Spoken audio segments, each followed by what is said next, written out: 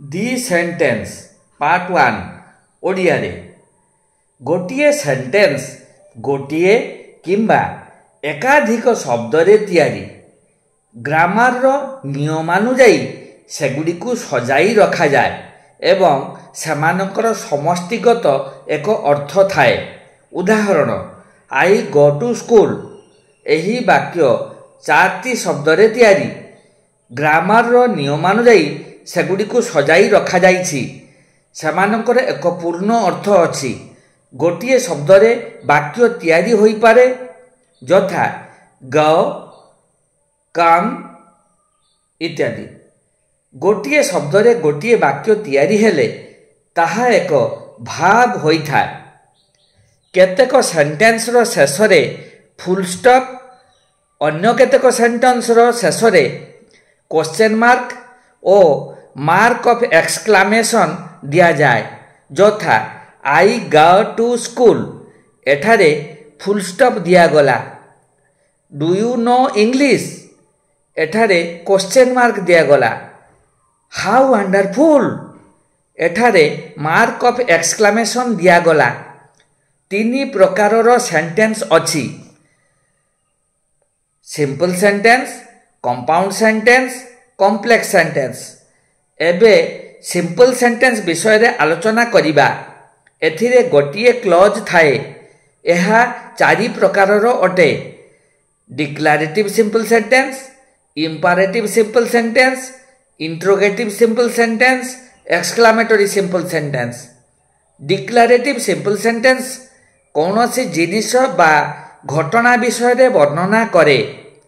ଏ ପ୍ରକାର ସେଣ୍ଟେନ୍ସ ଗୁଡ଼ିକର ପ୍ରଥମେ ସାବଜେକ୍ଟ ଏବଂ ତାପରେ ଭାର୍ବକୁ ବ୍ୟବହାର କରାଯାଏ। ଭାର୍ବ ପରେ ହୁଏତ ଅବଜେକ୍ଟ ବା କମ୍ପ୍ଲିମେଣ୍ଟ ବା ଏଡଜାଙ୍କ୍ସ ରହେ। ଉଦାହରଣ, ମାଇ ଫାଦର ଇଜ୍ ଏ ଟିଚର। ଏହି ବାକ୍ୟ ମୋ ବାପାଙ୍କ ପ୍ରଫେସନ ବିଷୟରେ ବର୍ଣ୍ଣନା କରେ। ଏହା ଏଫାର୍ମେଟିଭ୍ ଅଟେ। ପୁଣି ଏହି ପ୍ରକାରର ବାକ୍ୟ ନେଗେଟିଭ୍ ହୋଇପାରେ, ଯଥା my father is not a teacher. Declarative simple ସେଣ୍ଟେନ୍ସର ପ୍ୟାଟର୍ନ ଅଛି, ଯଥା ଏସ୍ଭି, ଏସ୍ଭିଓ, ଏସ୍ଭିଡବଲ୍ଓ, ଏସ୍ଭିସି, ଏସ୍ଭିଏ, ଏସ୍ଭିଓସି ଇତ୍ୟାଦି। ଉଦାହରଣ, ଆଇ ଗୋ ଏସ୍ଭି ପ୍ୟାଟର୍ନରେ ଅଛି। ଆଇ ଇଟ୍ ରାଇସ୍ ଏସ୍ଭିଓ ପ୍ୟାଟର୍ନରେ ଅଛି। ହି ଗେଭ୍ ମି ଏ ପେନ୍ ଏସ୍ଭିଡବଲ୍ଓ ପ୍ୟାଟର୍ନରେ ଅଛି। ହି ଇଜ୍ ଏ ଡକ୍ଟର ଏସ୍ଭିସି ପ୍ୟାଟର୍ନରେ ଅଛି। ଏହିଭଳି ଇମ୍ପାରେଟିଭ୍ ସିମ୍ପଲ ସେଣ୍ଟେନ୍ସ ଗୁଡ଼ିକ ଆଦେଶ, ଅନୁଦେଶ, ଉପଦେଶ, ଅନୁଜ୍ଞା, ଅନୁରୋଧ, ପ୍ରାର୍ଥନା ଇତ୍ୟାଦି ପ୍ରକାଶ କରେ। ଅଧିକାଂଶ ଇମ୍ପାରେଟିଭ୍ ସିମ୍ପଲ ସେଣ୍ଟେନ୍ସ ଗୁଡ଼ିକର ସାବଜେକ୍ଟ ଉଇହ ଥାଏ। ସେଗୁଡ଼ିକର ସାବଜେକ୍ଟ ୟୁ ହୁଏ। ଉଦାହରଣ, ଗୋ ଦେୟାର। ଏହା ଆଦେଶ ପ୍ରକାଶ କରୁଛି। କାମ୍ ହିୟାର ଆଦେଶ ପ୍ରକାଶ କରୁଛି। କାଇଣ୍ଡଲି ଲେଣ୍ଡ ମି ୟୋର ପେନ୍ ଅନୁରୋଧ ପ୍ରକାଶ କରୁଛି। Let's go on a picnic ପ୍ରସ୍ତାବ ପ୍ରକାଶ କରୁଛି। ଇଣ୍ଟ୍ରୋଗେଟିଭ୍ ସିମ୍ପଲ ସେଣ୍ଟେନ୍ସ ଗୁଡ଼ିକୁ ପ୍ରଶ୍ନ ପଚାରିବା ପାଇଁ ବ୍ୟବହାର କରାଯାଏ। ସେଗୁଡ଼ିକ 2 ପ୍ରକାର ହୋଇଥାନ୍ତି, ଯଥା ୟେସ୍ ଅର୍ ନୋ ଟାଇପ୍ ଏବଂ ଦ୍ୱିତୀୟଟି WH type. Yes or no type interrogative simple sentence ଗୁଡ଼ିକ do, does, did, has, have, had, am, is, are, was, were, did ଏହି ବ୍ୟବହାର କରି କରାଯାଇଥାଏ। ଉଦାହରଣ, do you know English? Have you been to America ଇତ୍ୟାଦି।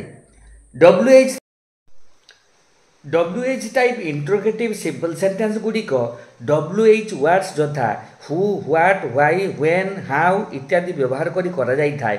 ଉଦାହରଣ, who is your class teacher? What is your name?